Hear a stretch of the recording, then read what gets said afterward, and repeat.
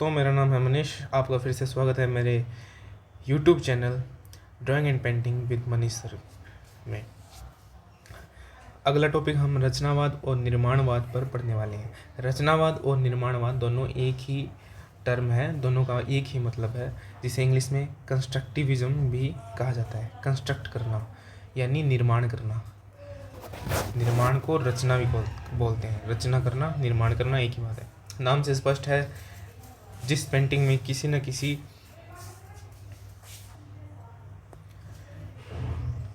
तो रचनावाद नाम में स्पष्ट है, किसी भी पेंटिंग में कुछ त्रि-आयामी यानी 3D रचनाएं, उसमें निर्माण करना। अब इसके बारे में हम आगे डिटेल से पढ़ेंगे।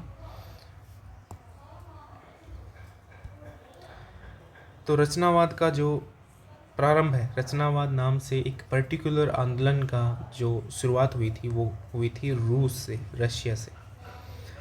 इसका समय था 1920 से 1933 के मध्य लगभग। यह आंदोलन कोलाज से विकसित हुआ था। यह इम्पोर्टेंट टर्म है। यह आंदोलन कोलाज से विकसित हुआ था। कोलाज किसे कहते हैं? बचपन में हमने बहुत सारे ऐसे कागज़ या अन्य कोई पेंसिल के छिलके, ये सब हमने एक बुक पे, पेज पे चिपका कर जो आकृतियाँ बनाई थी, उसे ही कोलाज कहा जाता है। देखो इस प्रकार से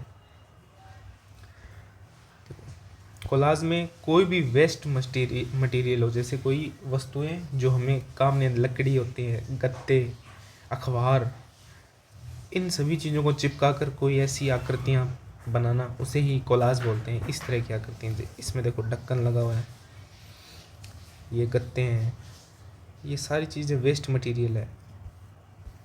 इस तरह की पेंटिंग्स बनाना, अखबार के कटआउट्स लगाना, ये सब कोलाज के अंदर आते हैं। अब कोलाज में हमने कुछ 3D आकृतियाँ इसके अंदर चिपकाई है। 3D यानी त्रि-आयामी आकृतियाँ, जो अन्य वस्तुएं होती हैं, वस्तुओं को मान सकते हैं, वस्तुओं को पेंटिंग में हमने चिपकाया है, मतलब वो हमने कोलाज बना दिया है। चाहे वो कैसा ही दिखता हो, भद्दा दिखता हो, ज़रूरी नहीं है पेंटिंग सारी सुंदर ही हो, उनका सब अलग अलग मतलब होता है। इस तरह देखो, आपको याद आया होगा कुछ बचपन में आपने किया था, फेविकोल से, फेविकिक से चिपकाते थे, उसे ही कोलाज बोलते हैं। तो कोलाज वाली शैली से ही रचनावाद, निर्माणवाद का जन्म हुआ है। कहाँ हुआ है? रूस के अंदर 1920 और 33 के लगभग। रचनावाद की पूर्व सूचना हमें घनवाद की कोलाज कृतियों से ही मिल जाती है। इन कोलाज कृतियों में लकड़ी, कांच, रस्सी आदि कोई भी वेस्ट प्रोडक्ट, वेस्ट मटेरियल, कबाड़, मतलब कबाड़ भी बोल सकते हैं, वेस्ट मटेरियल से बनी चीज़ होती थी, इन्हें कोलाज कहा जाता था। इन कोलाज बनाने की प्रवृत्ति को रचनावाद में प्रमुख स्थान मिला। ठीक है, घनवाद से इसको प्रेरणा मिली थी। घनवाद में सबसे पहले कोलाज प्रवृत्तियाँ पिकासो ने, पिकाबिया ने, इन सब ने शुरुआत कर दी थी। तो प्रमुखता से कोलाज को एकदम आंदोलन ही बना के किसने शुरुआत की है? निर्माणवाद और रचनावाद में इनकी शुरुआत हुई है। इनमें लोहा, गत्ता, लकड़ी, चमड़ा, कपड़ा, बिजली के लट्टू आदि वस्तुओं का प्रयोग किया जाता है। इनमें त्रि-आयामी यानी 3D वस्तुएं, 3D वस्तुएं कुछ भी हो सकती है, जो हमारे आसपास चीज़ें पड़ी है वो सारी 3D हैं। 2D वो होती है जो पेज पे बनी हुई होती है, नकली चीज़, चित्र को हम 2D मानते हैं, और जो असल में जो चीज़ है उसे 3D मानते हैं।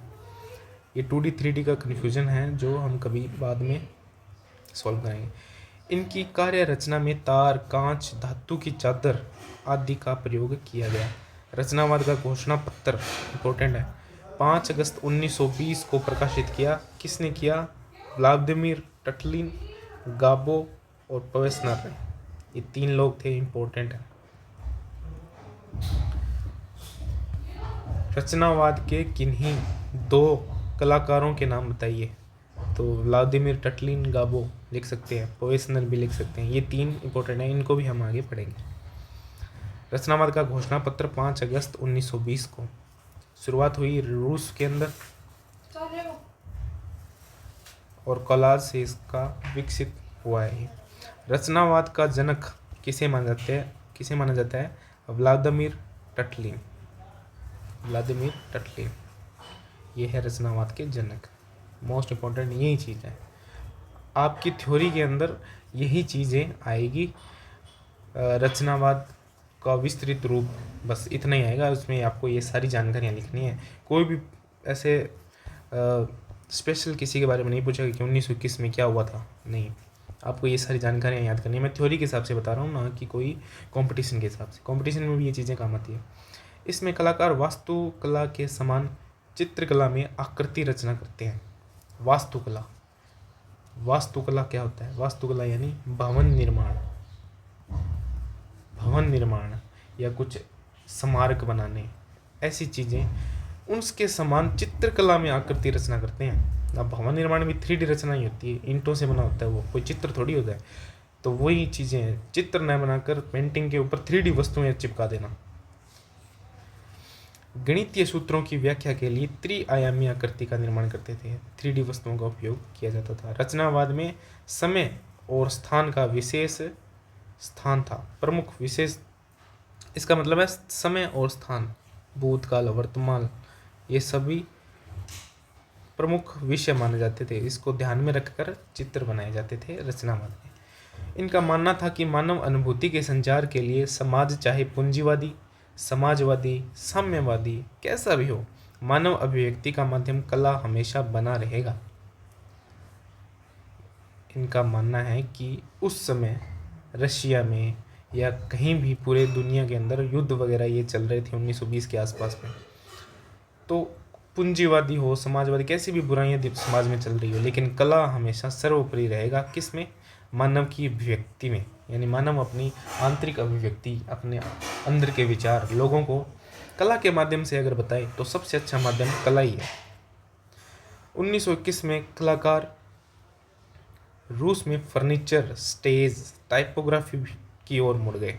1921 के अंदर मुड़ गए थे, यानी वे लोग फर्नीचर को उपयोग करने लगे। फर्नीचर से, लकड़ी से कोलाज बनाने लगे, चित्र के अंदर न चिपका कर वो लकड़ी से कुछ टेढ़ी मेढ़ी चीज़ें बनाने लगे।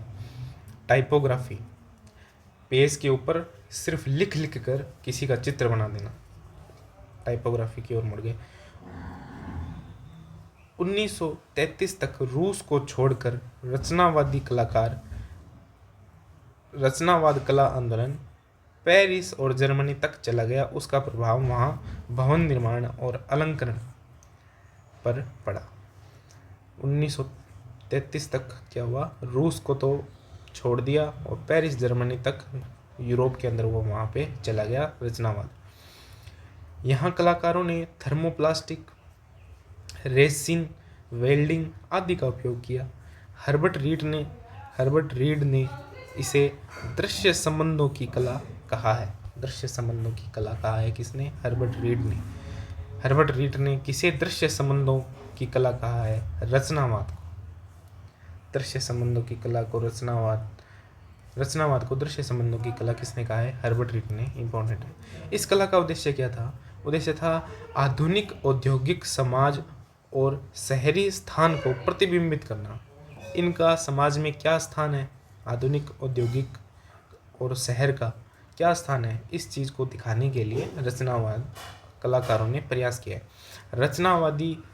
रचनावाद आंदोलन ने सामग्रियों के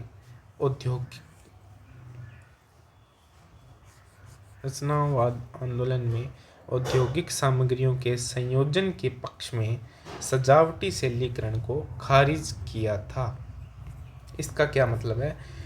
औद्योगिक सामग्री यानी जो वेस्ट प्रोडक्ट है, कबाड़ है, उसका उपयोग करके अगर हम कुछ सुंदर चीज़ें बनाएं तो वो अच्छी हैं।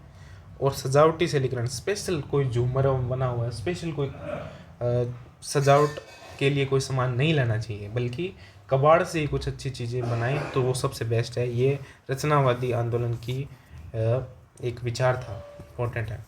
रचनावादी प्रचार और सामाजिक उद्देश्यों के लिए कला के पक्ष में थे। रचनावादी जो थे प्रचार और सामाजिक उद्देश्यों के पक्ष में थे। सामाजिक उद्देश्यों के लिए कला का जो उपयोग होता था उसके पक्ष में थे रचनावादी। और सोवियत और रूसी अवंत गार्डे, ये एक नई विचारधारा से संबंधित एक संगठन था अवंतगार्डे। नई विचारधारा से संबंधित संगठन था अवंतगार्डे। चलिए, रचनावाद में मोटी मोटी बात ये थी कि वो रूस के अंदर इसका जन्म हुआ था। 1920 और 33 में इसका काल रहा है। यह आंदोलन कोलाज से विकसित हुआ है। इसका जनक व्लादिमीर टटलिन है। गाबो इसका घोषणा पत्र 5 अगस्त 1920 को हुआ था। इन तीनों ने इसका घोषणा की है और त्रिआयामी आकृति इसके अंदर चिपकाई गई है। पेंटिंग के अंदर 3D चीज़ें चिपका कर कोलाज से रचनावादी कला बनी है। और चलिए आगे अगला क्या है, व्लादिमीर टटलिन, इसके बारे में हम पढ़ेंगे। जन्म होता है 1885, 1953 में मृत्यु होती है। जन्म इनका रूस में होता है। ये चित्रकार, वास्तुकार और मंच डिजाइनर थे। 1920 के दशक में वे सोवियत अवंतगार्डे, नई विचारधारा वाले संगठन अवंतगार्डे कला आंदोलन में दो सबसे महत्वपूर्ण शख्सियतों में से एक थे। सोवियत संघ, सोवियत का मतलब होता है रूस। उस समय रूस जो था, अभी वर्तमान में जो रूस देश का जो नक्शा दिख रहा है वो बहुत छोटा है। इससे पहले वो बहुत सारे छोटे छोटे देशों के अंदर जुड़ा हुआ था। इसे सोवियत संघ बोला जाता था। तो मुझे वो सन तो याद नहीं है, उसके अंदर ये सोवियत संघ टूट गया था। इनमें से सारे ये देश अलग अलग हो गए थे। इसके बाद ये रूस बचा है। पहले इसको सोवियत बोलते थे। सोवियत कहीं नाम आए तो इसका मतलब है रूस की बात हो रही है। थर्ड इंटरनेशनल के विशाल स्मारक के वास्तुकार थे टटलिन टावर जो है ये बनाया था टटलिन ने। थर्ड इंटरनेशनल में विशाल स्मारक बोला जाता है इसको, टटलिन टावर को। टटलिन ने खुद को कपड़ों, विभिन्न वस्तुओं और उड़ान के अध्ययन के लिए भी समर्पित कर दिया। उड़ान के अध्ययन के लिए समर्पित कर दिया। टटलिन ने कीव कला संस्थान में थिएटर, फिल्म और फोटोग्राफी विभाग को पढ़ाया। कीव कहाँ है? यूक्रेन के अंदर है। उस समय वो रूस के अंदर होता था, सोवियत में।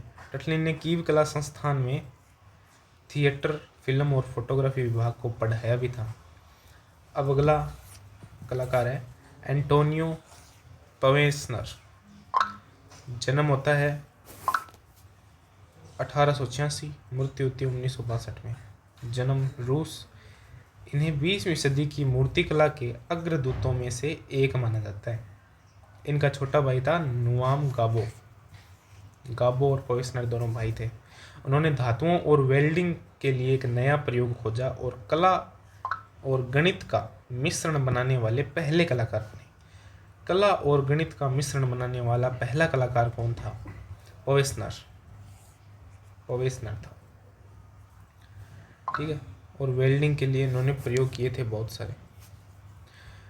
वह मूर्तिकला में ब्लोटोरज का उपयोग करने वाले पहले कलाकार थे। मूर्तिकला में तांबे की तार लगाने वाले पहले कलाकार थे। ये सब इन्होंने किया था पवेसनर ने उस समय। अब है आगे नुआम गाबो। जन्म होता है 1890, मृत्यु होती है 1977 में। रूस के अंदर जन्म। बड़ा भाई था पवेसनर। प्रभावशाली मूर्तिकार थे, सिद्धांतकार थे और रूस की क्रांति के बाद अवंतगार्डे के प्रमुख व्यक्ति थे। उनके काम में ज्यामितीय अमूर्तता और निर्माणों, स्मारकीय सार्वजनिक मूर्तिकला और अग्रणी गतिज कार्यों को एक गतिशील संगठन के साथ जोड़ा गया, जिसमें नायलॉन, तार, ल्यूसाइट और अर्धपारदर्शी सामग्री, कांच, धातु जैसी नई सामग्रियों को शामिल किया गया। मतलब नायलॉन, तार, ल्यूसाइट, अर्धपारदर्शी चीज़ें, ये सभी क्या थी? इन सभी का यूज़ कौन करते थे? गाबो। नायलॉन, तार वगैरह इन सब का यूज करते थे गाबो। तो अपना रचनावाद इतना ही था, इससे के बाहर कुछ नहीं जाने वाला। और ये थ्योरी है, ठीक है। एमए के 4th सेमेस्टर की ये थ्योरी है। आप इसको अपने एग्ज़ाम के लिए रेडी कर सकते हैं। ओके, चलो मिलते हैं। सब्सक्राइब कर लेना।